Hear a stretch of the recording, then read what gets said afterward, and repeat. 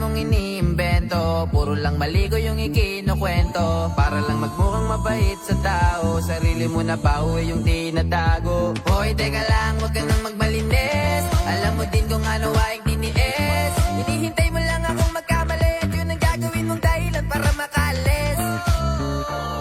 Kasi kinakalat mo na ako yung nagloko. Tama ba yan? Eh kaso lang ngayon, malalaman na yung totoo. Patay ka dyan!